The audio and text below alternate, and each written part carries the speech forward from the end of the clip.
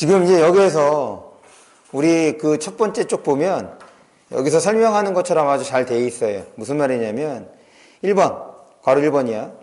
소설의 공간적, 시간적 배경을 표시하면서, 그러니까 우리 배경의 변화가 장면의 변화를 의미한다고 했으니까 이제 그거를 확인하자는 거죠. 이제 기본적으로 소설에 있는 방식이 되는 거예요. 두 번째, 주인공 및 등장인물의 성격과 감정, 생각을 파악해. 이건 이제 또 그냥 인물 파악이 되는 거지. 그래서 쉽게 우리가 인물이 어떤 반응을 보이는지 정도로 정리를 해주면 될 것 같고. 3번, 창신동 하숙집과 양옥집을 비교하며 읽어봅시다. 이거는 이미 다 설명이 됐던 거니까. 그러면 이제 교과서에 해당하는 부분을 빼고 그 나머지 부분을 좀 볼게요. 봅니다. 서울에서 하숙을 하고 있는 사람들은 그 수도 꽤 많지만 경우도 가지가지인 모양이다. 그 사람들이 자기가 들어있는 하숙집에서 보고 듣고 느낀 것을 모두 얘기한다면 신기하고 놀랍고 재미있는 얘기가 헤아릴 수 없이 많겠는데, 여기 옮겨놓은 얘기도 거기다 물결 표시.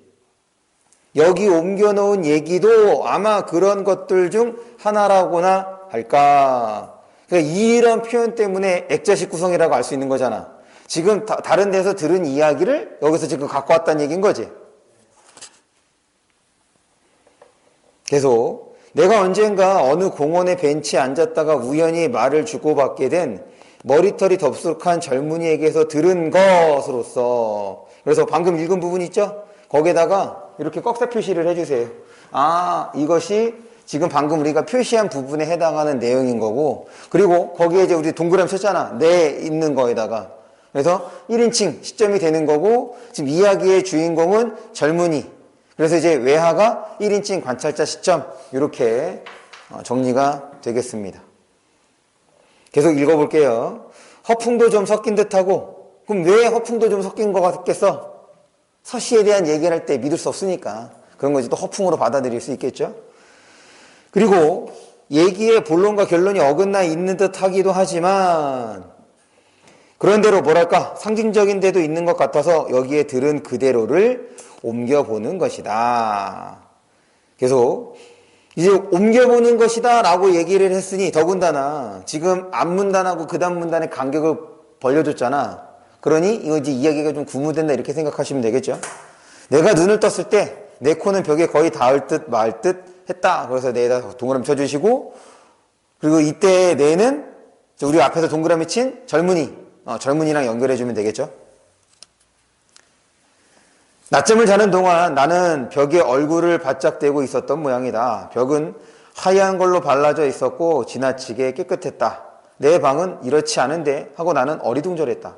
남의 집에서 잠이 든 것이었을까? 혹은 의식을 회복하고 보니 병원이더라라는 경우 속에 있는 것일까? 하고 나는 생각했다. 기억, 특히 어렸을 때의 기억이지만 친척집에 놀러 갔다가 자고 오지 않으면 안 되게 된 날 밤은 유난히 곧잘 한밤중에 잠이 깨이는 것이고, 말똥말똥한 눈으로 천장을 올려다보고 있노라면 그 집 밖이 가등에 켜진 불빛이 창으로 스며들어와 천장의 무늬들을 희미하게 떠올리는 것이었는데, 그러면 아, 여긴 남의 집이다 하고 깨닫게 되고, 우리 집 천장에 무늬를 누운 채 손가락으로 허공에 그려보며 지금 그 무늬 밑에서 잠들어 있을 집안 식구들의 생각에 잠을 이루지 못하고 있다가 동이 트자마자 살그머니 그 친척집을 빠져나와서 집으로 달려와 버리던 적이 많았었다. 그럼 지금 이 어렸을 때 기억을 통해서, 왜 어렸을 때 기억을 하고 있는 거야? 갑자기. 그렇지. 지금 어렸을 때의 경험을 통해서 내가 원래 그러니까 자기가 자기 집이 아닌 곳에서는 잘 잠을 이루지 못하고, 그러니까 내가 익숙하지 않은 공간이어서 지금 이런 상황, 지금 그래서 과거에 이런 경험이 있었기 때문에 지금 이런 반응이다 라는 것을 이제 뒷받침해 주는 거죠. 그러나 그건 한밤중의 일이었지만 지금은 대낮이다. 그리고 그건 옛날 어렸을 때의 일이었지만 지금은 청년이다. 그리고 그건 내 의식 속에서는 이미 추방돼 버린 고향에서의 일이었지만 지금 여기는 서울이다. 그래서 이제 과거와 다른데 아직까지 지금 자기가 왜 이렇게 인식을 하는지 깨닫지 못하고 있는 거죠. 그건 어렸을 때 일인 거고 지금은 아닌데 왜 그런지 아직 깨닫지 못하고 있어. 그래서 지금 자기가 어떤 집에 있는 것인지 어떤 상황인지를 이제 확인을 해야겠지. 나는 천천히 고개를 돌려 천장을 올려다보았다. 천장은 아무런 무늬도 없는 갈색 베니어로 되어 있었다. 무늬가 있다면 파문을 닮은 나뭇결이 겨우 알아볼 수 있을 정도인 것이다. 더구나 천장이 꽤 높았다. 나의 방은 이렇지 않은 것이다.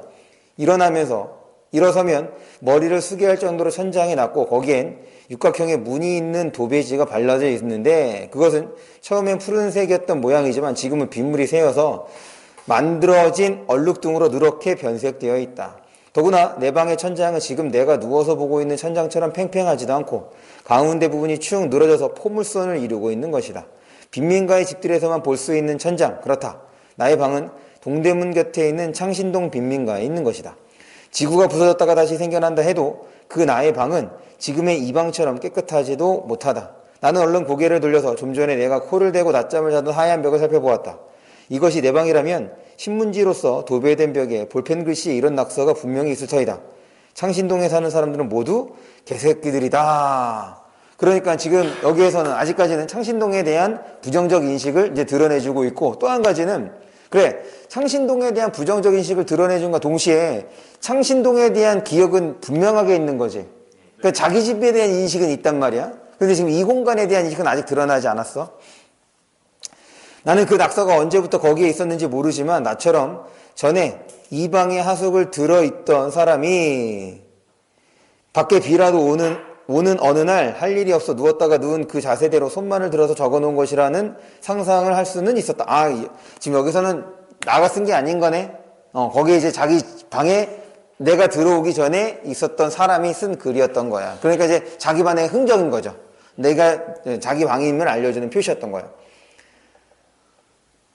왜냐하면 그 방이 그 방 속에 있는 사람들에게 주는 절망감이라든가, 그리고 무엇보다도 자기는 이 넓은 세계 속에서 더럽게 짝이 없는 이 방만을 겨우 차지할 수밖에 없는 애는 자기 혐오에서 그 방 속에 든 사람은, 거기다 밑줄 칩니다.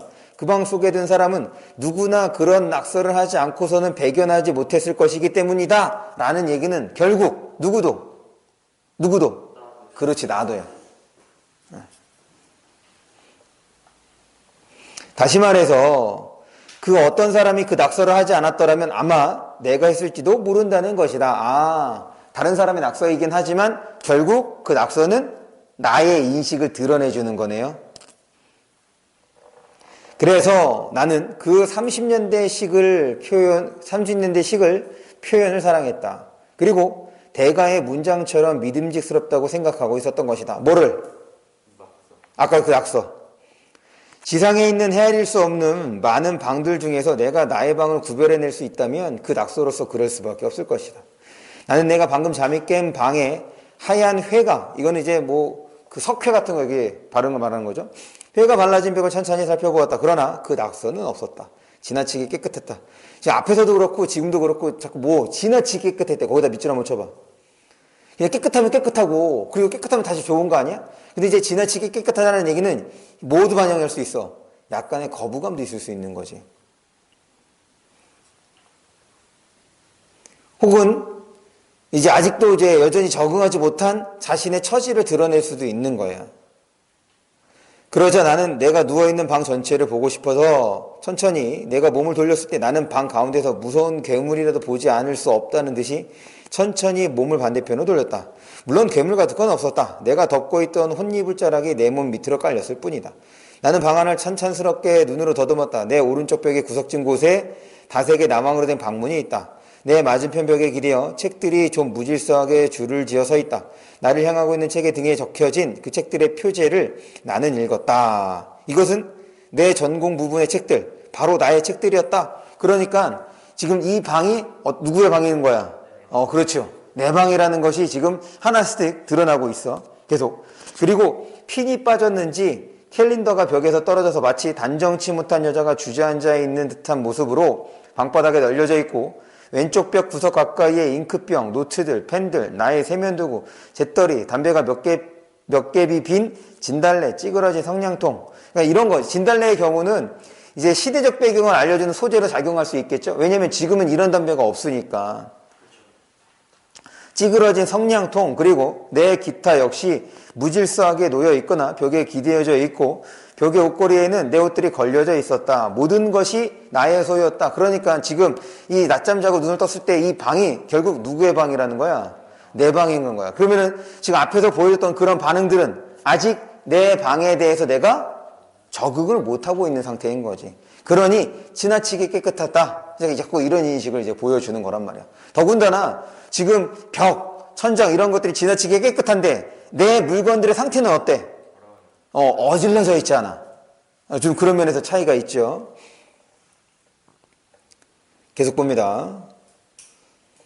그러면 이건 나의 방이다 라고 나는 생각했다. 그러나 방은 여기저기 붙어 있어야 할 여자의 나체 사진 한 장도 없이 이렇게 깨끗하고 아담할 리가 없는 것이다. 그러니까 평상시에 나가 지향했던 바, 그냥 집에다가 이제 그런 여사 사진도 걸어놓고 했었나 봐. 그런데 이제 이 방만큼은 그게 없으니까 자꾸 자기 방이 아니라는, 혹은 자기 방이 아닐지도 모른다는 이런 생각이 들 수 있는 거죠. 계속 더구나 밖에서는 아무 소리도 들려오지 않는 것이다. 나는 방바닥에 풀어놓은 팔목시계를 보았다. 4시였다. 오후 4시라면 방에서 멀지 않은 시장에서 장사치 여자들이 떠들어대는 소리,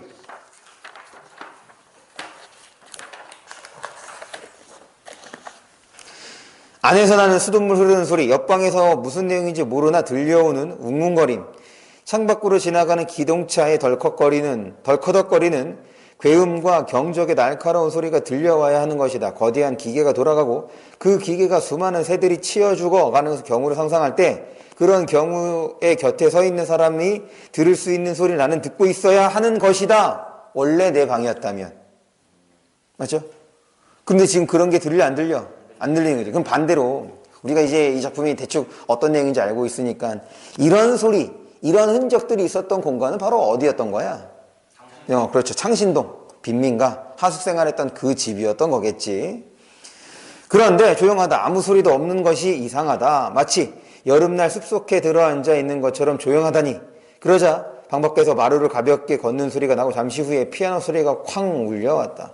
바로 방문에 바뀐 듯 싶었다. 피아노 소리라니 이 빈문글에 그러자 나는 생각났다. 거기다 밑줄 쳐주세요. 이제 깨달음인 거야. 4시 피아노 소리, 이 병원처럼 깨끗한 방. 나는 약 일주일 전에 창신동의 그 지저분한 방에서 깨끗한 양옥으로 하숙을 옮겼던 것이다. 거기다 쭉 밑줄 쳐주세요.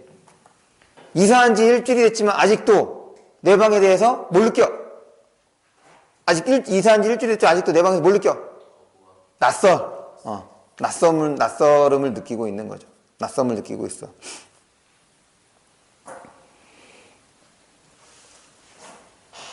들어오고 있는 곡은 엘리제를 위하여였다. 내가 올마온 뒤에 약 일주일 동안 매일 오후 4시에 피아노가 울렸고 그 곡은 엘리제를 위하여였었다. 아마 내가 오기 전에도 4시에 피아노가 울렸고 그 곡은 엘리제를 위하였을 것이다. 나는 그제야 기지개를 켜고 일어나 앉았다. 생각하면 어처구니 없는 기억의 단절이었다. 그렇지. 지금 이제 자기가 원해서 깨끗한 이 양옥집으로 왔는데 일주일이 지났음에도 불구하고 이게 아직도 내 방인지에 대한 인식이 없으니까, 그러니까 한편으로는 어처구니가 없을 거란 말이야. 물론 무엇인가를 깜빡 잊어버린 때가 흔히 있는 법이다. 우스운 얘기지만 심지어 오줌 누는 법을 잊어버린, 바지에다 싸나?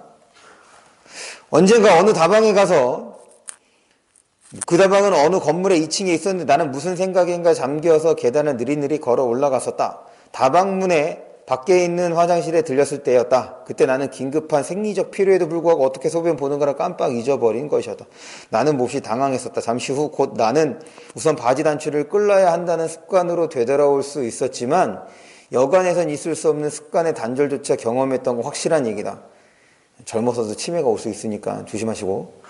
아무리 그렇지만 이 일주일이 방 하나와 친밀해진 데 충분한 시간이라고 나 역시 생각한다. 낮잠에서 깨어났을 때 내가 약 일주일 전에 이사온 이 방에서 상당한 시간 동안 생소함을 느꼈던 것, 그 일주일이라는 시간보다도 더 길게 나를 따라다니는 어떤 심리적, 지금 거기다 밑줄 쳐 있죠? 한 번 더 밑줄 쳐주세요. 그러니까 지금 여기에서 그냥 단순하게 내가 이 방에 적응하지 못해서 이런 것뿐 아니라 더 길게 나를 따라다니는 어떤 심리적인 원인 때문에 뭐 한다는 거야? 지금 적응하지 못한다. 혹은 기억에 단절이 생긴 거다. 이렇게 생각을 하는 거죠. 이제 그럼 그 다음부터가 그 심리적 원인에 해당하는 걸로 설명이 되겠네.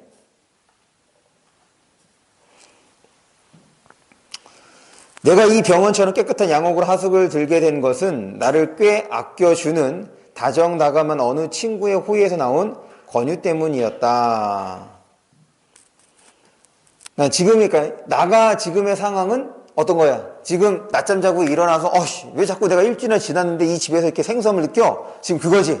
거기에 대한 의문이야. 그리고 이제 그러면은 어떤 심리적 요인이 있을 것 같아. 그러면서 그 의문 해결하기 위해서 지금 자신의 삶을 뭐 하는 거겠어? 회상 혹은 돌아보는 거겠죠. 계속 봅니다. 언젠가 밖에서는 비가 뿌리는 날 창신동에 그 퀴퀴한 냄새가 나고 하루 종일 그런 것들이 들어오는 한 움큼이나 될까 말까한 햇빛을 아껴야 하는 내 하숙방에 앉아서 마침 돈이 떨어져서 그리고 단골 술집엔 외상빚이 너무 많아서 여기 단골 술집이 어디죠? 항웅집. 어. 그게 시대적 배경을 나타내요. 어? 항웅집이 시대적 배경을 나타내요. 그거 자체만은 알 수 없는데 왜 시대적 배경을 나타내는데? 그 왜 그러냐면 이게 보통 우리 수원댁 뭐 함음찍이라고 얘기를 하면 그 사람의 출신과 관련되는 거잖아. 그러면 이제 그 사람이 어디 출신이라는 거야? 거기에서 이제 내려온 거가 되는 거기 때문에 뭐 그런 거 관련해서도 시대적 배경이 될 수 있는데 몰라. 그것만으로는 부족해 사실. 계속 봅니다.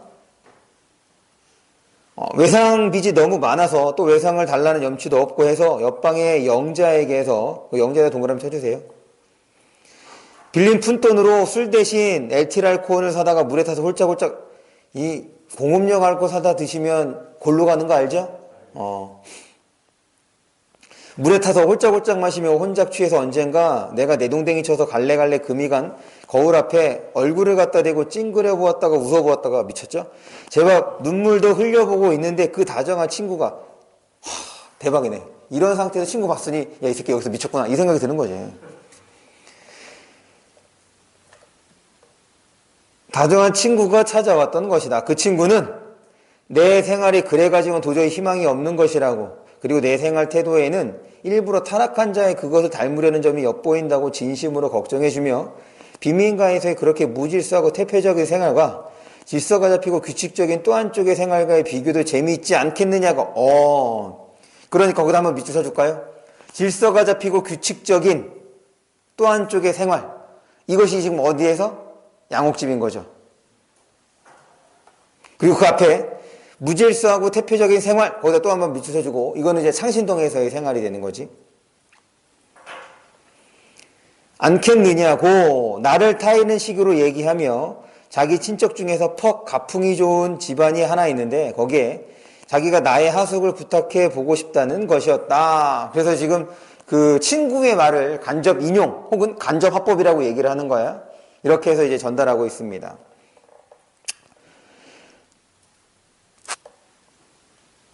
고마운 얘기일 수밖에 없었다. 사실 나 자신도 나의 무게도 하고 불황과 같은 생활 태도를 비록 내 천성의 게으름과 가난한 자들의 특징인 금전의 낭비벽, 그리고 이제는 돌아갈 고향도 없이 죽는 날까지 이 서울에서 내 힘으로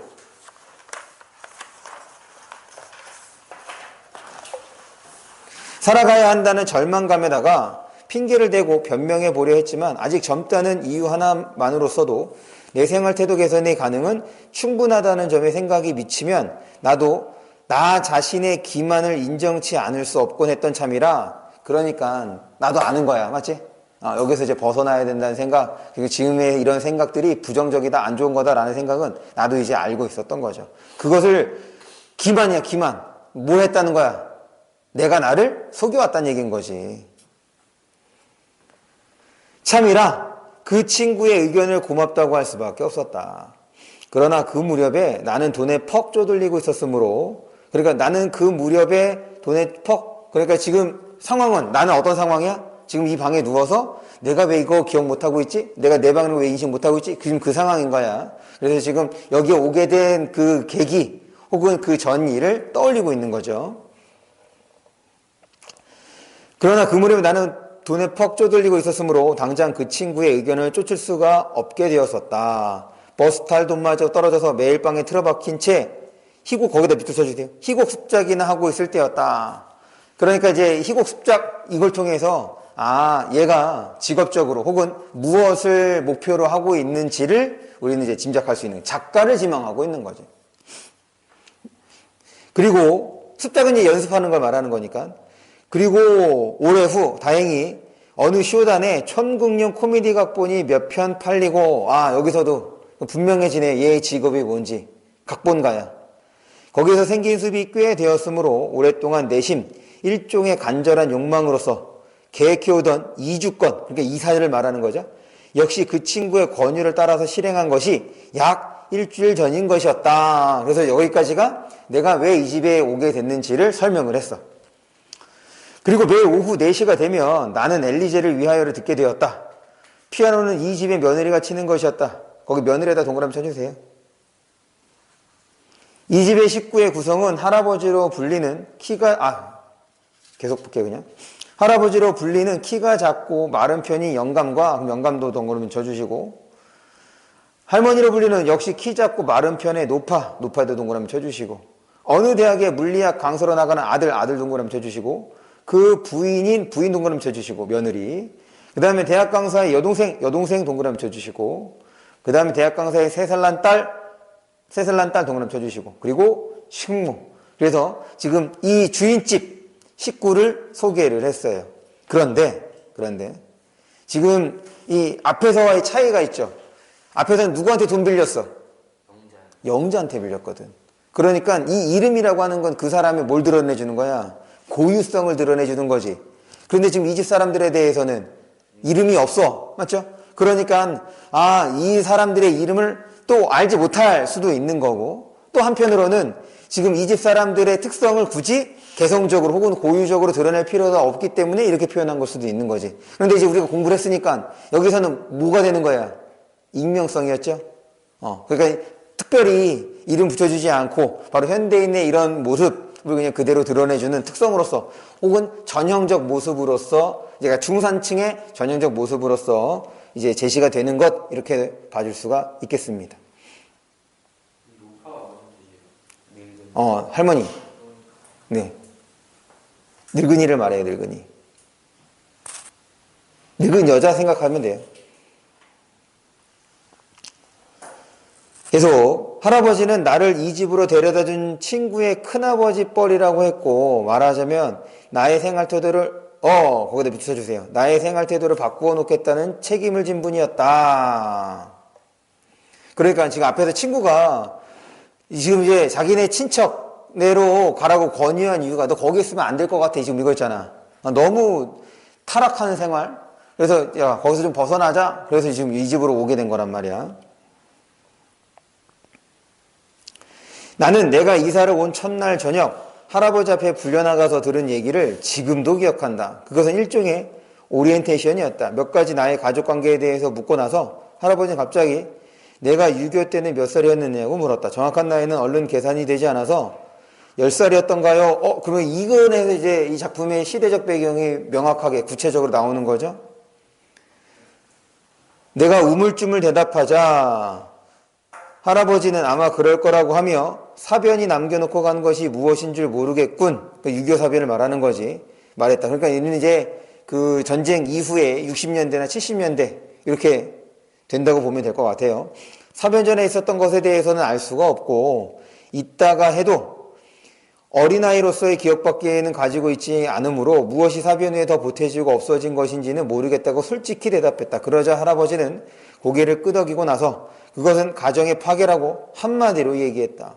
그렇게 말하는 투가 마치 내가 나쁜 일을 해서 책망이라도 한다는 것처럼 단호하고 험악했기 때문에 나는 정말 죄를 지은 기분이 되어 꿇어앉았던 자세를 더욱 여미었다. 그리고 정말 오랫동안 나는 이사란다는 흥분과 긴장과 피로 속에서 하루를 보내었기 때문에 졸음이 퍼붓는 걸 참아가며 할아버지의 관이랄까 주의랄까 들었다. 그러니까 이 부분에서 이제 뭐가 드러나겠어? 할아버지의 가치관이 드러나는 거지. 그것은 혼미 가운데서 들은 것을 두서가 없는 대로 요약한다면 다음과 같았다. 가풍이 없는 가정은 인간들의 모임이 아니다. 가풍이란 질서정신에 의해서 성립되어야 한다. 우리나라의 가정은 사변 때 식구들의 생사조차 서로 모를 정도로 파괴되었다. 그래서 더욱 가정의 귀중함을 알았지 않았느냐. 그러니 질서정신에 입각해 각기 가정은 가풍을 만들어가야 한다. 그리하는데 장애가 아주 많은 게 우리들이 처한 현실이다. 그럴수록 우리는 지나치다 할 정도로 자신들에게 엄격해야 한다. 대강 이런 것이었다. 그러니까 엄격하고 그 다음에 가풍을 중시하는 할아버지의 성격을 확인해 볼 수 있는데, 할아버지는 그것이 왜 어디에서 비롯된 거냐면 전쟁에서 비롯된 거죠.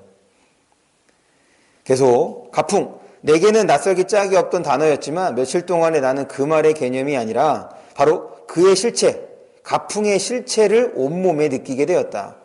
규칙적인 생활 제일주의가 맨 먼저 나를 휘감은 이 집의 가풍이었다. 아침 6시에 기상. 그러나 나의 경우는 자발적인 기상이 아니라 할아버지가 차를 끓여가지고 손수 들고 와서 나를 깨우고 그 차를 마시게 하고 내가 무한함에 가슴을 두근거리며 황급히 옷을 주워 입으면 아침 산보를 시키는 것이었다. 그러니까 앞에서 이제 할아버지의 역할이 나왔었잖아. 어떤 역할이었냐면은 지금 나가 조금 문란한 생활, 그러니까 문란하다기보다는 좀 태폐적이고 계획적이지 못하고 규칙적이지 못한 생활을 했던 거기 때문에 지금 그런 얘기를 이 할아버지의 친척인 나의 친구에게서 들었던 거지. 그래서 이제 할아버지가 어떤 역할을 하는 거였어. 그래, 내가 그럼 쟤를 개조시켜 줄게. 이거란 말이야. 그러니 지금 아침부터 이제 이런 거죠. 그러면서 이제 그 생활은 사실은 뭔가 더 특별히 노력한다기보다는 할아버지가 그동안 가풍을 만들어왔던 거기에 준하는 것 뿐이잖아. 계속 볼게요.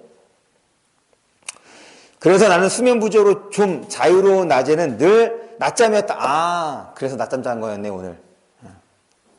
그러나 그 집 식구들은 심지어 3살 난 어린애마저도 그 규칙을 지키고 있는 모양이었다. 그럼 그만큼 엄격하다는 것도 알 수 있죠. 왜냐면 3살짜리가 뭘 알겠어. 그럼 3살짜리가 지금 6시에 일어나서 산보고 그렇다고 되는 거잖아. 조만간 10살 되면 가출할 수도 있죠.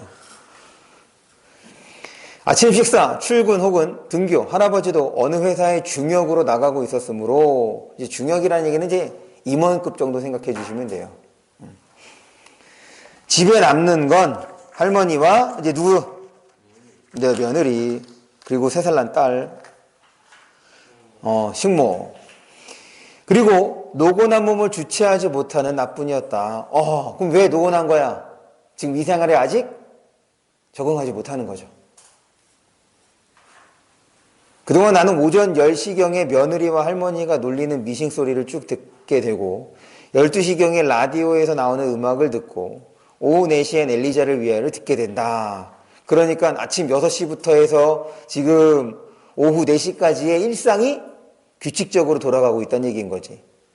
오후 6시 반까지는 모든 식구가 집에 와 있어야 하고 저녁 식사. 식사가 끝나면 10여 분 동안의 잡담. 그게 끝나면 모두 자기 방으로 가서 공부. 그리고 식모가 보리차가 든 주전자와 컵을 준비해 대청마루 가운데 있는 탁자 위에 놓는 달그락 소리가 나면 그때 시간은 10시 5, 6분 전. 그러니까 오전 6시부터 밤 10시까지의 일정이 다 정해져 있는 거야. 규칙적인 거지. 그 소리가 그치면 여러 방의 문이 열리고 식구들이 모두 나와서 물 한 컵씩을 마시고 안녕히 주무세요를 한 차례씩 돌리고 잠자리로 들어간다. 세상에 이런 생활도 있었나 하고 나는 놀라지 않을 수 없었다. 그렇죠. 그동안 해오지 않았던 규칙적인 생활이야. 식구 중 한 사람 얼굴에 그늘 있는 사람은 없었다. 보통 이제 그늘이라고 하면 이제 부정적인 것을 말하는 거지. 그러니까 이 식구들은 이런 삶에 뭔가 익숙한 거 있고 혹은 이런 삶을 즐기고 있는 걸 수도 있고 그늘이 없다고 얘기를 하고 있으니 나로서는 상상도 하지 못하던 세계에 온 것이었다. 동대문이 가까운 창신동 그 빈민가에 내가 들어있었던 집의 식구들을 생각하지 않을 수 없는 이 정식의 생활. 거기다 밑줄 쳐주세요. 다시 한번 읽어볼게요. 그 문장.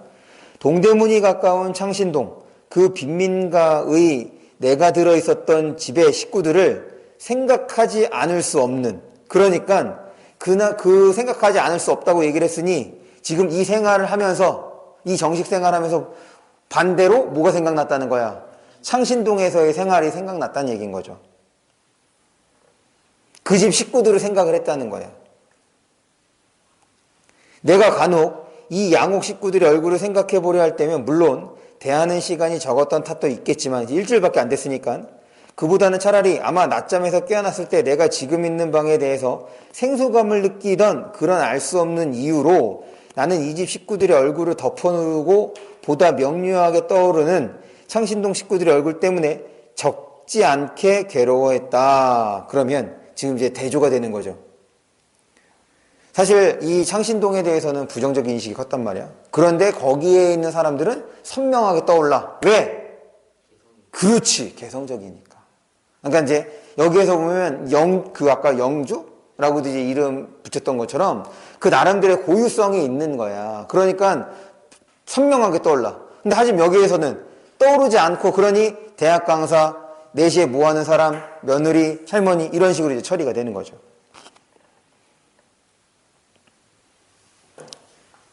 계속 내가 들어있던 집은 판자를 얽어서 만든 형편없이 작은 집이었지만, 그럼 이제 뭐에 대한 회상인 거야? 창신동 집에 대한 회상인 거야. 왜? 지금 이렇게 했더니 그 사람들이 떠올라. 아, 이거 왜 자꾸 떠올라? 괴로워했다고 얘기를 했으니까. 그러면서 자연스럽게 창신동 집을 회상하고 있습니다. 내가 들어있던 집은 판자를 얽어서 만든 형편없는 작은 집이었지만 방은 5개나 되었다. 따라서 겨우 한두 사람이 들어가 누우며 꽉 차버리는 방들이라는 건 말할 필요도 없고, 그 중에서도 좀 넓고 채광도 좋다는 방을 주인 식구가 차지하고 있고, 그 방보다는 못하지만 나머지 3개에 비하면 빗물도 새지 않을 정도의 방은 방세 지불이 정확한, 영주가 아니라 영자구나. 영자라는 창녀가 들어있었다. 그리고 그 유리창이라는 게 금이 가고 종이가 오려 발라지고 더러웠지만 이 집에서는 유일한 유리창이었다.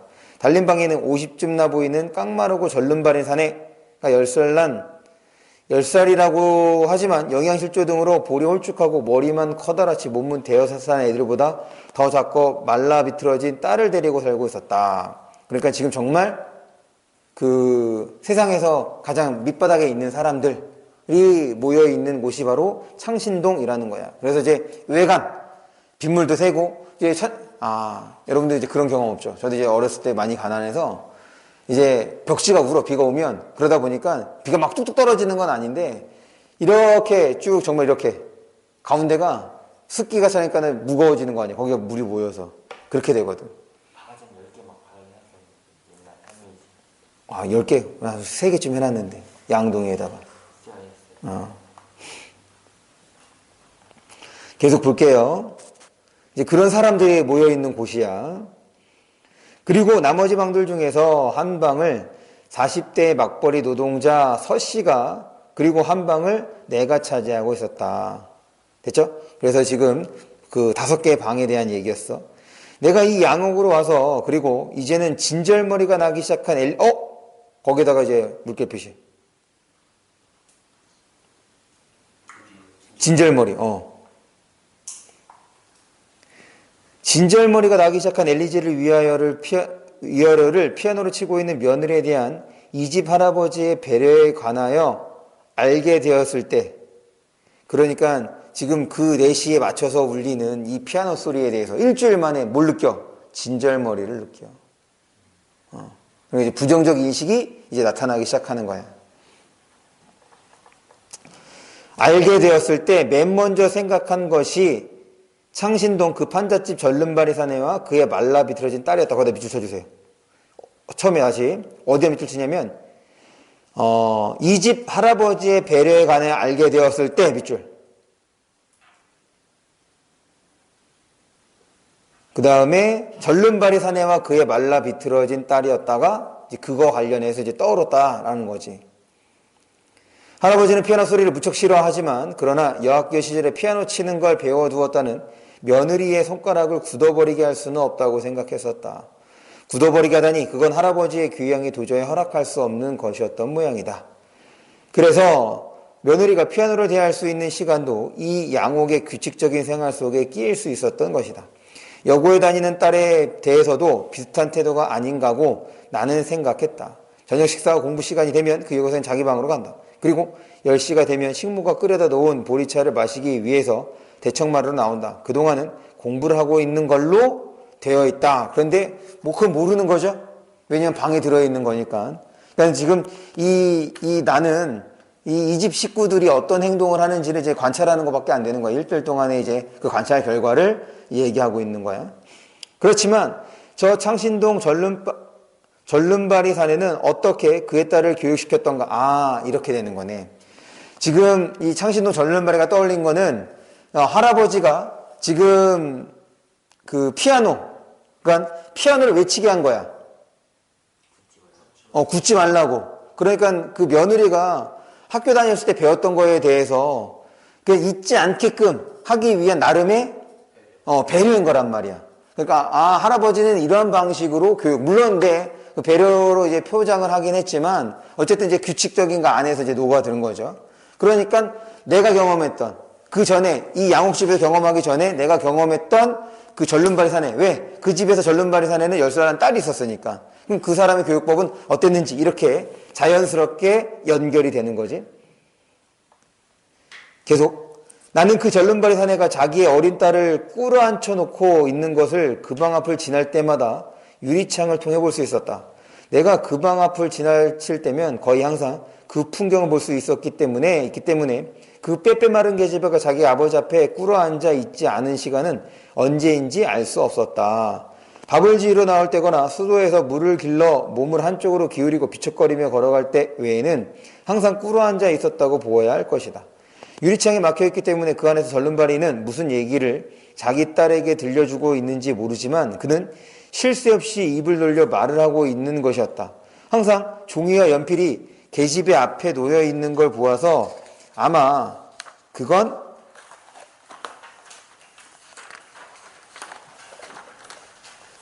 수업이었던 모양이었다. 전름발이 곁은 항상 긴 버드나무의 회초리가 놓여 있었다. 그리고 그 회초리의 매질이 계집의 몸 위에 퍼부어지지 않는 날을 거의 볼 수 없었다. 그래서 지금 창신도 당연히 빈민가이기 때문에 정식 교육을 받기가 어려울 수 있겠죠. 그러니까 지금 그렇다고 교육을 안 시킬 수는 없는 거고, 그래서 직접 교육을 시켰던 거고, 그 다음에 이제 훈육, 체벌, 이런 거를 통해서도 이제 교육이 됐던 거죠. 그런 면에서 좀 차이가 있는 거야. 왜냐면 지금 이 할아버지는 어때? 약간 놔두는 식인 거지. 그러니까 그 규칙 안에서만 있으면 놔두는 거야. 그 방에서 공부를 하는지 안 하는지 알 수는 없는 거고, 그냥 공부하는 것. 어찌 보면 이 할아버지는 그렇게 해서 한편은 이거지. 긍정적으로 보면 그래 지킬 거다라는 믿음이 있는 거고, 또 반대쪽으로 생각해보면 내가 이렇게 됐으니 그 이유는 내가 알아서 하는 거지. 오히려 좀 무관심한 것을 보여줄 수도 있는 거죠. 그러니까 지금 이 창신동에서의 전름발이가 생각이 나는 거예요. 태호 조금만 더 힘내자. 전름발이는 미친 사람처럼 계집에게 매를 내리는 것이었다. 그러면 계집애는 이제 단련이 된 듯이 그 5살짜리 아이들보다 가냘픈 손으로 머리를 감싸기만 한 채 눈물 한 방울 흘리지 않고 입 한 번 벌리지 않은 채 묵묵히 자기 몸 위에 퍼부어지는 매를 견뎌내고 있는 것이었다. 물론 그 어둑시근한 방 속에서 전름발이는 무엇을 가르쳤고 그 딸은 무엇을 배우고 있었는지 그 내용을 나는 끝내 알지 못하고 말았다. 다만 나는 언젠가 밤이 깊어서 내가 변소에 갔을 때 설사병이 났는지 그 계집애가 변소에 앉아서 똥물을 잘잘 쏟고 있고 변소 문에 몸을 구부정하게 기대고 전름발이가 성냥을 계속해서 켜대고 근심스러운 얼굴로 그의 딸을 지켜보고 있던 광경을 미뤄보아서 그 유리창에 달린 어둑신한 방에서 베풀어지는 교육이 결코 엉뚱한 것은 아니라는 생각만은 내 멋대로 할 수 있었다. 영자라는 창녀의 얼굴도 여간 또렷하게 나의 기억 속을 차지하고 있는 게 아니었다. 이제 이번에는 영자에 대한 거야. 그러니까 대비가 되죠. 지금 여기서 창신동 사람들을 이렇게 다 세세하게 구체적으로 소개할 수 있어. 그래서 대충 그 사람 어떤 사람이다라고 이제 짐작까지도 하는 거지. 근데 반면에 지금 요 양옥집에서는 그런 게 하나도 없죠. 계속 영자라는 창녀의 얼굴도 또렷하게 나의 기억 속에 있다. 내가 그 집 앞에 붙은 하숙인 구함이라는 종이조가 발견하고 주인을 만나러 들어갔을 때 수소에서 발을 씻다가 아줌마 하숙 구하는 사람 한 명 왔어요 라고 안에다 대고 그 소리를 지르던 게 바로 영자였다. 그럼 여긴 지금 직접적인 대화가 거의 없네. 다 뭐야? 나에 의해서 간접적으로 전달되고 있는 거죠. 그 집에 내가 하숙을 든 뒤부터 얼굴이 동글동글하고 눈이 가느다란 영자는 자기 나이가 19이라고 나를 오빠라 불렀었다. 내가 그 집에 하숙을 정한 후 며칠 사이 영자의 선천적인 재능에 의해서 나도 금방 친밀감을 느낄 수 있었다. 지금 이제 이 영자에 대해서는 좀 긍정적인 인식이 있는 거네요. 왼손 팔목에 있는 검붉은색의 지렁이 같은 흉터를 내보이며 이게 뭔 줄 알아? 오빠. 하고 묻고 나서 한숨을 푹 쉬며 옛날에 나 죽어버리려 칼로 여길 끊었다우. 그런데 죽지 않고 요 고생이야 하며 눈물조차 살짝 비치던 영자에게 나는 담배를 얻어 피우는 등 은혜를 많이 입었었다. 영자는 내가 연극 공부를 하고 있다는 걸 알고 나서부터는 걸핏하면 오빠가 유명한 사람이 되면 나도 배우로 써줘 하고 어리광을 부려오곤 했었다. 언젠가 미스코리아 선발대회가 있던 날 신문에서 화관을 머리에 얹고 이브닝 드레스를 입은 당선자들의 사진을 보고 나더니 나와 주인 아주머니더러 심사위원이 되어달라고 하며 자기 방에 들어가서 아마 아껴 간직해 두었던 것인 듯 싶은 분홍색의 한복을 단정하게 입고 나와서 그 집에 좁은 마당을 천천히 거닐며 한 손을 들고 합격해요 라고 묻다가 갑자기 웃음을 터뜨리며 난 미스가 아닌 걸요 네 라고 말하고 나서 그날은 하루 종일 신경질을 부리던 영자. 그러면 그러니까 우리가 아까 영자의 직업이 뭐였죠? 창녀였단 말이야.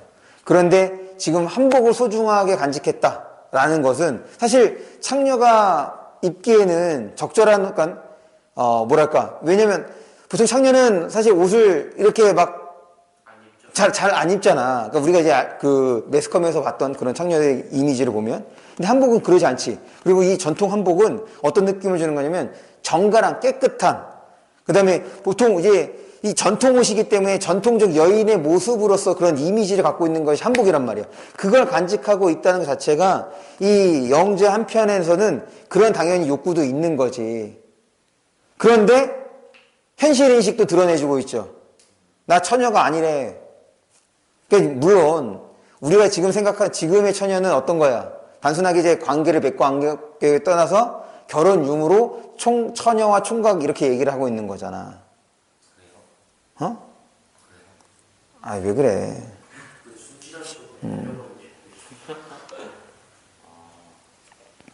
계속 또 언젠가는 어디서 알았는지 광화문께 엄청나게 잘 알아맞히는 성명 철학자가 한 사람 있다는데 같이 가보지 않겠느냐고 나를 조르는 것이었다. 그런 건 다 엉터리 수작이라고 내가 얘기하자 절대로 그러지 않다고 화를 내며 지금 가지고 있는 이름이 나쁘다고 판단되면 좋은 이름을 고쳐도 준다고 그러면 아주 행복한 사람이 될 수 있다고 마치 자기가 그 성명 철학자인 것처럼 주장하는 것이었다.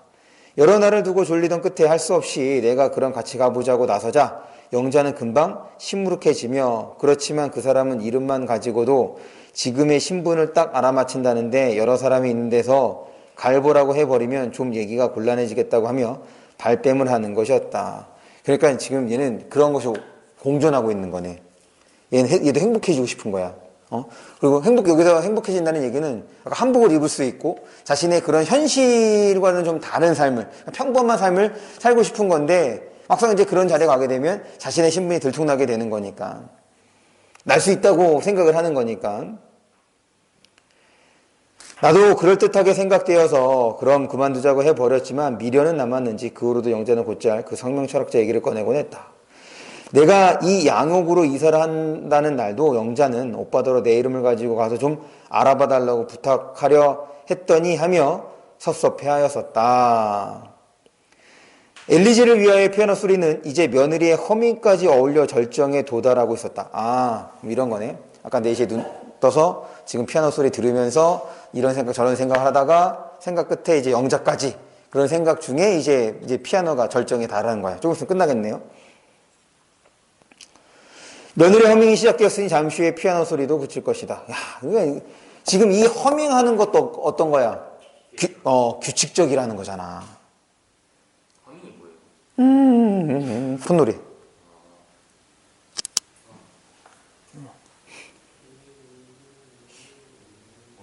맞아. 그게 엘리제를 이어야지. 너 피아노 배웠었어? 계속 봅니다. 나는 다시 몸을 눕혔다. 창신동에 사는 사람들은 모두 개새끼들 위에다 라는 30년대식 표현의 낙서가 적혀있는 그 방, 그리고 그 집에 살던 사람들은 이 피아노가 둥둥거리는 집에서 생각하면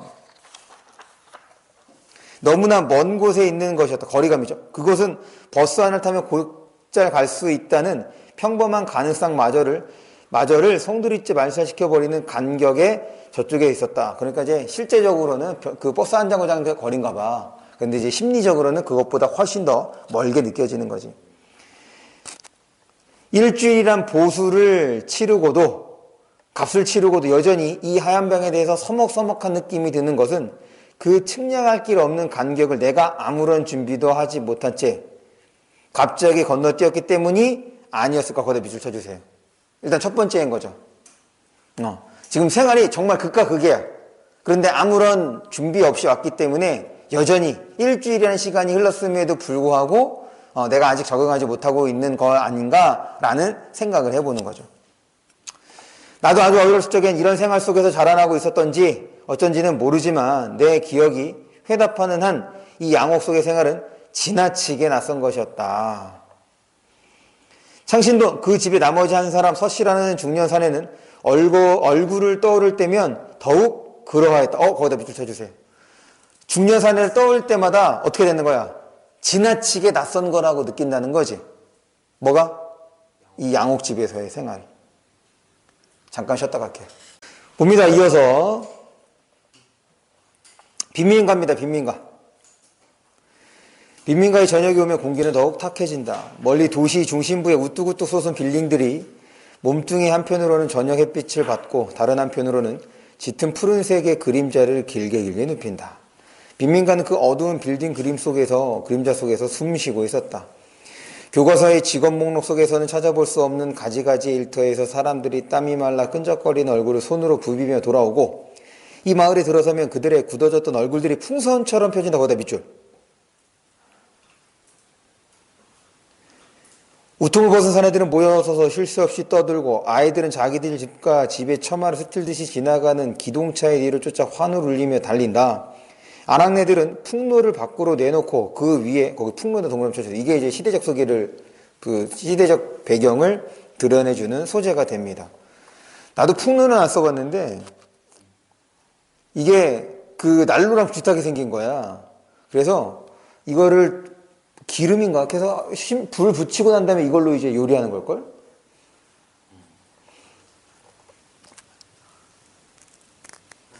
계속 볼게요. 풍로를 밖으로 내놓고 그 위에 얹은 냄비 속에 요리책에는 없는 그들이 그때그때 사정이 허락하는 신기한 요리 재료를 끓인다. 이 냄비와 저 냄비 속에서 끓고 있는 음식은 나라와 나라 사이의 풍토보다도 더 다르다. 마치 마귀 할멈이 냄비 속에 알지 못한 재료를 넣고 마약을 끓여내듯이 그네들도 가지가지의 마약을 끓이고 있는 것이다. 그래서 지금 이 집에 돌아온 가장의 모습, 그 다음에 아이들의 모습, 그리고 아녀자들의 모습을 이제 생동감 넘치게 그리고 있고, 그리고 그런 모습은 앞에 우리가 밑줄 친 부분, 풍선처럼 펴진다라고 했던 거니까. 그래, 이런 곳에 사는 거니까 당연히 직업적으로 좋은 직업은 아니겠죠. 그러니까 교과서에서 보지 못했던 다양한 직종에서 이제 일하고 있단 말이야. 많이 힘들었을 거라고. 그런데 빈민가이긴 하지만 당연히 자기 이제 복음절에 돌아오면 그 힘들었던 얼굴들이 좀 어떻게 펴지고 있는, 그러면서 다시 한번 생동감 넘치는 모습을 보여주고 있습니다. 계속 빈민가의 저녁은 소란하기만 하다. 취해서 돌아온 사내는 기분하고 비명 같은 소리를 지르고 자기가 본 그날의 품삯을 내보이며 친구들을 끌고 술집으로 간다.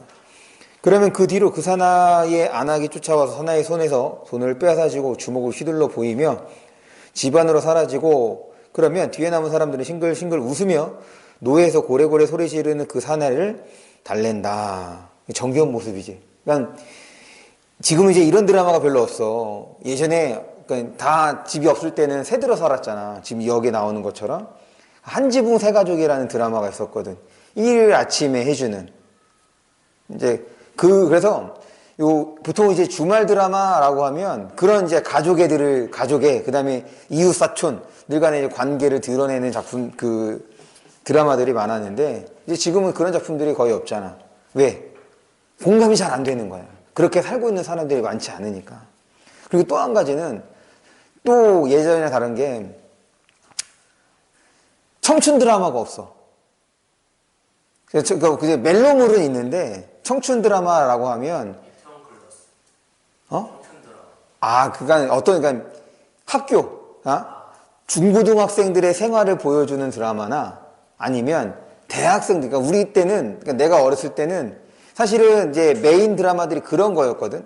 20대 초중반의 삶을 보여주는 대학의, 그러니까 낭만, 그 당시에는 이제 낭만이 넘치는 시기였던 거니까 그런 모습들이 많이 보여줬단 말이지. 그래서 하이틴 스타들이 나온다고. 이병헌도 그렇게, 드라마 제목 생각이 안 나네. 내일은 사랑인가? 하여튼 그런 걸로 해서 거기서 뭐 이렇게 태권도를 한, 이렇게 청춘 드라마, 대학생이 중심 인물인. 그리고 걔네 뭐 MT도 가고, 그 다음에 또 뭐 있어. MBC에서 유명한 게 우리들의 천국. 거기에 장동건 나오거든. 김찬우랑. 장동건을 몰라? 이병헌도 모르고? 아니, 배우는 아는데 드라마를 몰라요. 김찬우 몰라? 찬우는 알죠. 어쨌든. 근데 이제 그런 모습들인 거죠. 그래서 빈민가 가까이 있는 시장에서 생선의 비린 냄새가 물씬물씬 풍겨오고 도시의 중심부에서 바람에 불려온 먼지가 내려앉아 여기저기 노점에 가물가물 카바이트 불이 켜지는, 카바이트 불 여기도 동그라미 쳐주세요. 이것도 내 시대적 배경을 알려주는 소재예요. 켜지는 시각이 되면 사내들은 마치 그것들을 피하기라도 하려는 듯이 자기들의 키보다 낮은 술집으로 몰려든다. 나도 그거 해석을 정하고 나서부터 매일 저녁 되면 술집으로 걸어갔다. 흙탕물 속의 기포처럼 그 어수선한 마을의 술집들만은 맑고 조용했다. 물론 사내들은 떠들며 얘기하고 혹은 코피를 흘리며 싸움을 하곤 하는 것이지만 그것이 거리에서가 아니라 술집 안에서 일어나는 경우엔 왜 그렇게 맑은 것으로 보이는지 나는 알 수 없었다. 그래서 지금 술집에 대해서도 그 동네 분위기에 대해서도 이제 생동감 넘치게 묘사도 하고 그 다음에 표현을 하고 있습니다. 거기부터 이제 교과서에 나온 부분이죠. 네, 넘어갑니다.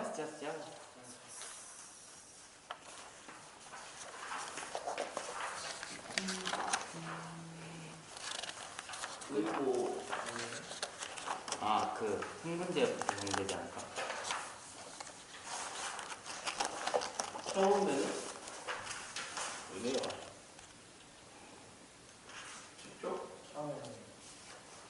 10쪽입니다. 10쪽에 이제 두 번째 문단 끝이 나란 놈은 아마 알 수 없는 놈인가 보다.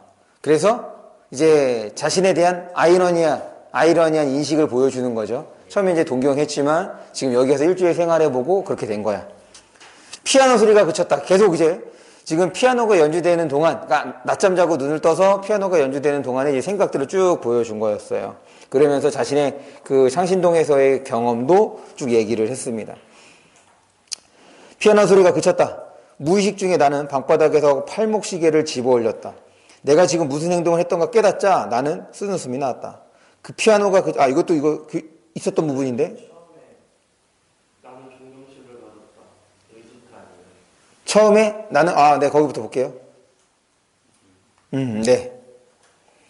처음에 나는 이 집에 대하여 존경심을 가졌다. 그러나 나는 이내 그것이 처음 보는 경치에 보내는 감탄과 같은 성질의 것밖에는 되지 않음을 알았다. 그냥 와 이런 느낌이었다는 거지. 그러니까 존경심이 처음에는 괜찮았는데 그냥 지나고 나 보니까 그냥 와 이 수준이었다는 거야. 이해와 감정과는 별개의 문제라는 것을 발견한 것은 그때였다. 이 가족의 계획성 있는 움직임. 이거는 처음에 이사 온 순간을 말하는 거지. 이사 왔을 때야. 이 가족의 계획성 있는 움직임, 약간의 균열점은 금방 땜질해버릴 수 있도록 훈련되어 있는 전진적 태도, 무엇인가 창조해내고 있다는 듯한 자부심이 만들어준 그늘없는 표정, 문화라는 말을 쓸 수 있는 사람들이 있다면 바로 이 사람들이었다. 전진적 태도 밑줄 쳐주시고, 그 다음에 창조해내고 있다는 듯한 자부심 밑줄 쳐주시고, 그 다음에 뭐 문화 이런 것들 밑줄 쳐주세요. 이것이 이 집 사람들을 대변할 수 있는 표현들인 거야. 그리고 이것이야말로 인간이 희구하는 것이 아니었던가. 그래, 희구했던 거라는 얘기지. 아주 강렬하게 원했던 거라는 거야. 이 사람들은 매일매일 달리고 있는 것이었다. 따라서 어느 지점과의 거리를 단축시키고 있는 셈이었다. 이것은 나의 그들에 대한 이해였다. 그러니까 어떤 목표 지점을 향해서 달리고 있다. 지금 그렇게 생각을 하고 있는 거야. 그러나에 세모 쳐주시고. 그 어느 지점이 무한하게 먼 곳에 있을 때도 우리는 그들이 거리를 단축시키고 있다고 생각할 수 있을까? 보니까 그 지점이 무한하다는 얘기는 없을 수도 있는 거고, 아니면 정말 저 높은 보이지도 않는 목표를 향해서 움직일 수도 있다는 얘기인 거야. 근데 보통 이렇게, 그러니까 보통은 이제 이런 생각을 하면, 그러니까 우리가 이제 공부할 때 계획표를 짜서 공부하라는 이유가 목표에 다가가기 위한 하나의 방법으로서 계획된 생활을 하고 있는 거잖아. 그러니까 계획된 생활을 하고 있으니 그럴 거라고 생각을 하는데, 그것이 무한히 멀다는 얘기는 방금 얘기했던 두 가지를 생각해 볼 수 있다고. 없든지 아니면 정말 말도 안 되는 목표이든지. 그럼 보통은 어때? 힘들어 한단 말이야. 눈에 보이지 않는 목표를 위해서 그렇게 못하죠. 생각할 수 있을까? 그렇지 않다는 거기다 의심이라고 해주세요. 의구심. 더구나 나로 하여금 기타 켜는 시간의 제약까지를 주어가면서 말이다. 차라리 이 사람들의 태도야말로 자신들은 걷고 있다고 믿으면서 사실은 매일매일 제자리 걸음하고 거기다 물결 표시해. 그러니까 어떤 목표를 향해서 나아가는 것이 아니라 그냥 현상을 유지하는 하나의 모습이란 얘기인 거죠. 제자리 걸음인 거니까. 빈민가에 살던 사람들의 그 끝없는 공전 같아 보이던 생활이 이것보다는 오히려 더 알찬 것이 아니었을까. 여기서 이제 역전된 인식이 나타나네요. 이것이 나의 감정이었다. 지금 요게 이제 거기 감정에다 동그라미 쳐주세요. 지금 우리 아까 다시 지금 이제 밑줄 쳐 있는 부분이 있죠. 처음에 나는 이 집에 대하여 존경심을 가졌다. 그 다음 줄에 보시면 이해와 감정 됐어? 거기 이제 이해 감정 나오잖아. 끝에. 그럴 때 지금 그 문단 끝은 이제 이해에 대한 얘기를 한 거였고, 그리고 지금 확인한 거는 감정에 대한 얘기를 한 거죠. 됐습니까? 그래서 마침내 어느 쪽인가 한편이 틀려 있다는 생각이 나를 몹시 짓누르기 시작했다. 본질적으로는 두 쪽이 같지 않느냐는 의문이 나의 내부 한쪽에서 솟아나오기도 했지만 그보다 더 강한 힘으로 나를 끌고 가는 것. 둘 중에 하나는 틀렸다는 거야. 그럼 뭐가 틀렸다는 거겠어? 뭐가 틀렸을 가능성이 높겠어? 그 양옥집이겠죠. 어느 쪽인가 한편이 틀려 있다라는 집념은 어디서 나온 것인지 나로서는 알 수 없었다. 그리고 마침내 그것은 발전하여 미리 그러기로 되어 있었다는 듯이 나는 이 양옥의 식구들 생활을 빈 껍데기에 비유하고 있었다. 빈 껍데기의 생활. 아니라면 적어도 방향이 틀린 생활. 그러니까 지금 거리를 무언가를 향해서 나아가는 것처럼 보였는데 사실은 그것이 아니었다는 거잖아. 그것이 아니라고 이제 감정적으로 받아들이게 됐던 거지. 그래서 이제 빈 껍데기의 생활이라고 이제 비유하기에 이르렀던 거야. 그러니 뭐가 옳은 생활이었던 거야. 얘가 보기에는 빈민가의 생활이 옳은 것이 됐던 거죠. 계속 적어도 방향이 틀린 생활, 습관적인 생활에 불과하다는 생활, 거기다 주의해야겠네요. 습관적인 생활, 여기서 긍정의 표현이야, 부정적인 표현이야? 그렇지, 부정의 표현입니다. 생각이 나를 끌고 갔다. 이 순간에 나는 꼭 무슨 행동을 해야만 할 것 같았다. 그리고 내가 한 행동이 누군가 좀 현명하고 인간을 좀 잘 아는 사람에 의해서 심판받았으면 좋겠다고. 그러니까 이런 순간에 지금 이런 규칙적인 빈 껍데기의 규칙적인 생활에서 내가 무언가, 그러면 이 규칙을 깨트릴 수 있는 무언가가 되겠지? 혹은 규칙에 반하는 행동일 거란 말이야? 거기에 대해서 평가를 받아보고 싶다. 그럼 당연히 어떤 거야겠어? 긍정적인 평가를 기대하면서 평가를 받아보고 싶다. 이런 거지. 내가 한 생각과 내가 한 이해들이 적절하다는 것을 먼저 확인받고 싶은 거란 말이야. 꼭 무슨 행동이 필요하다는 충동이 그날 오후 내내 나를 쿡쿡 찔렀다. 일주일만이죠. 나는 누운 채 천장을 올려다보았다. 지금 이제 피아노가 그치고 난다니까 4시가 넘은 시간이겠지. 무늬 없는 베니어로 된 갈색의 천장, 벽을 향하여 얼굴을 돌리면 병원의 그것처럼 깨끗한 벽. 그날 오후 식구들이 돌아온 무렵에 나는 밖으로 나섰다. 나는 지금 내가 계획하고 있는 것이 근본적으로는 이 집 식구들을 바꾸어 놓으리라고는 물론 생각하지 않는다. 지금 무언가를 깨뜨리기 위해서 지금 이제 집을 나섰다는 얘기야.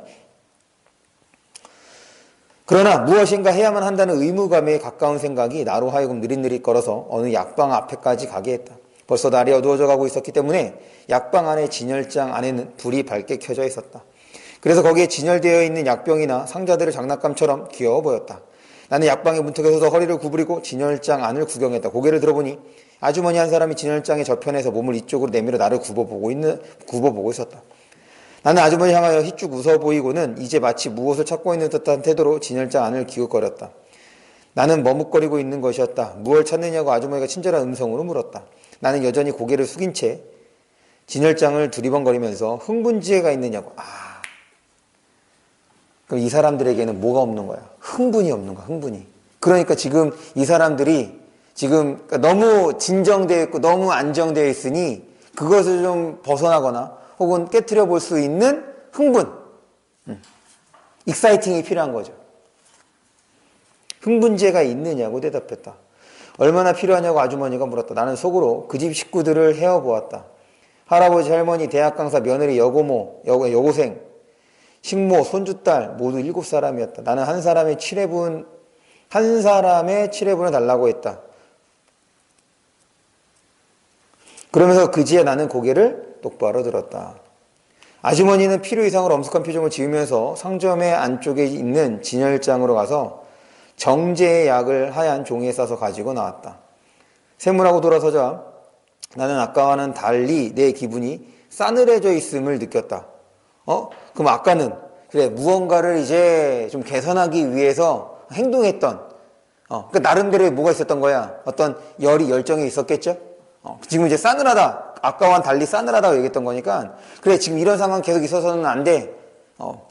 그래서 지금 약국에 가서 지금 그 집 식구들에게 먹일 이제 흥분제를 샀어. 계속 세 번째 줄 끝입니다.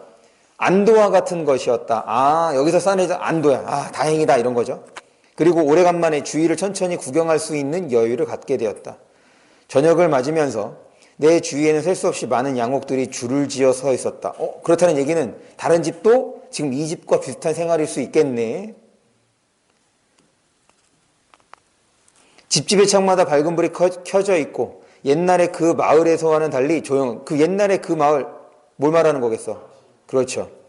향긋한 음식 냄새가 새어나오고 있었다. 그러자 나는 나 자신이 이 평온한 부자유하게 평온한 거기다 밑줄 규칙적인 생활이 이제 자유롭지 못한 거라고 이제 직접적으로 얘기를 했습니다. 부자유하게 평온한 마을을 해방시켜 주러 온 악마라는 생각이 문득 들었고 어쩐지 그것이 나를 즐겁게 했다. 흥분제를 샀죠. 혹은 그 빈민가가 파견한 척후인지도 몰랐다. 라고 나는 생각하며 나는 그 빈민가에 대하여 요 며칠 동안 지니고 있던 죄의식 비슷한 것이 사라져 있음을 깨달았다. 그러니까 전에 내가 되게 여기 오기 전에는 그 빈민가 어떻게 생각했어? 부정적인 공간으로 인식을 했다고. 근데 와서 보니까 그런 게 아니잖아. 그러니까 내가 그렇게 생각했던 거 혹은 내가 잘못 생각했던 거에 대한 일종의 이제 죄의식이라고 하는 거는 뭐 반성이나 뉘우침 정도로도 생각해 볼 수 있겠죠.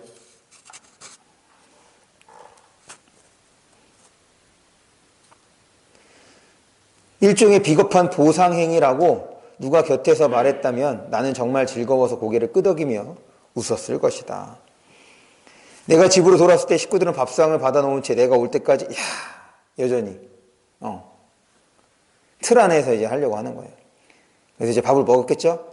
밤 10시 10분 전이었다. 이제 몇 분만 있으면 식모는 보리차가 든 주전자와 컵을 대청마루 가운데 탁자 위에 올려놓을 것이다. 식구들이 나오기 전에 먼저 내가 그 음료수에 빻아놓은 가루약을 넣어야만 하는 것이었다. 나는 약봉지를 들고 내 방문에 몸을 대고 식모를 기다리고 있었다. 그리고 그때 나는 만일 내가 이 집 식구들의 음료수에 가루약을 타지 않고 지금 바로 그 빈민가로 돌아간다면 거기서 나를 무슨 행동을 할 것인가 라고 생각해 보았다. 그러나 그걸 생각해낼 수가 없었다. 오히려 나는 내가 결코 그것으로 돌아가지 않으리라는 걸 잘 알고 있었다.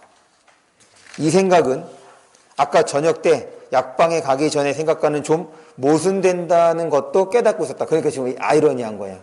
얘는 이제 복잡한 심정을 지니고 있는 거지. 그렇다고 스스로 무의미하다고 인정하고 있는 이 계획을 중지하고 싶지도 않았다. 그러니까 흥분제를 먹여서 무언가 좀 변화를 주려고 하는 것. 이것은 천박한 장난? 그렇지만 나는 기도하는 것처럼 엄숙했다. 드디어 다른 식구들에 비해서 유난히 조용조용한 식모의 발자국 소리가 나고 주전자의 달그락거리는 소리가 났다. 식모가 문단속을 하러 나가는 소리가 난 뒤 나는 조용히 방문을 열었다. 그리고 가루약은 성공적으로 음료수에 용해되었다. 나는 내 방으로 돌아와서 다소 들뜬 마음으로 기다리고 있었다. 얼마 후 나는 모두들 그 물을 마시는 것을 분명히 보았고 그들이 각기 자기 방으로 돌아가는 것을 보았다. 그리고 그들의 방의 불도 꺼졌다. 그러나 그들이 과연 잠을 이루고 있을까? 나는 그들이 다시 자기들의 방에 불을 켜고 앉아서 왜 잠이 오지 않고 마음이 들뜨는가를 생각하고 있기를 바랐다. 그러니까 이게 바로 그 틀에서 하나 깨는 거죠. 취침 시간인데 취침하지 못하게 만드는 거야. 나는 조용히 문을 열고 대청마루로 나와서 의자에 앉았다. 나는 기다리고 있었다. 그들의 방마다 불이 켜지기를. 꽤 오랜 시간이 지났다. 아무 소식이 없었다. 그러자 나는 잠들지 못하고 몸을 이리저리 뒤척여 있을 그들을 상상해 보았다. 지금 그들은 잠든 채 하고 있을 뿐인 것이다. 나는 이제라도 쾅 하고 피아노를 울리기 시작한다면 그들은 구원이라도 받은 뛰어나오리라. 물론 이 밤중에 무슨 소리냐고 나를 나무란다는 대의명분으로서 나는 피아노의 생각이 닿은 것이 싶었다. 나는 피아노 앞으로 다가갔다. 그리고 뚜껑을 열었다. 건반이 어둠 속에서 하얗게 웃고 있었다.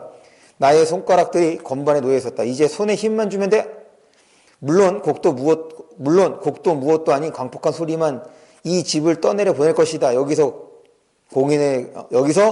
공원의 그 젊은이의 그 얘기는 그치였다. 결말을 알 수가 없네요.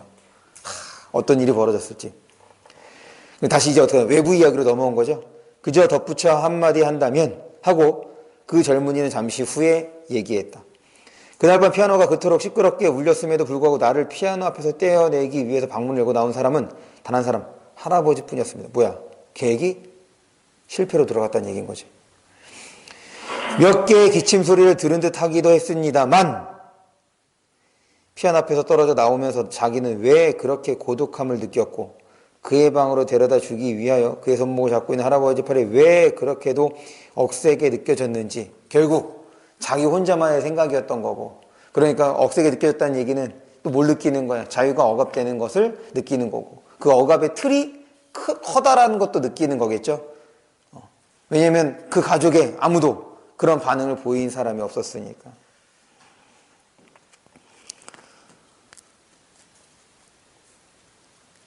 계속 그 젊은이 나를 빤히 쳐다보며 물었다. 어느 쪽이 틀려 있었을까요? 지금 앞에서는 지금 이 결말이 나오기 전까지는 누가 틀렸다고 생각을 했어?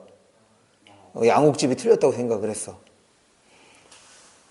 글쎄요 라고 나는 대답하며 생각했다. 나로서는 얼른 믿어지지 않는 얘기다. 첫째, 그런 생활이 있을 것 같지 않고, 그러니까 그렇게 정말 판에 박힌 듯한 규칙적인 생활, 있다고 해도 어느 쪽이 반드시 틀렸다고 말할 수도 없고, 오히려 두 쪽 다 잔혹할 뿐이라는 점에서 똑같고, 둘 다 비인간적이라는 얘기인 거지. 잔혹하다는 얘기인 거니까.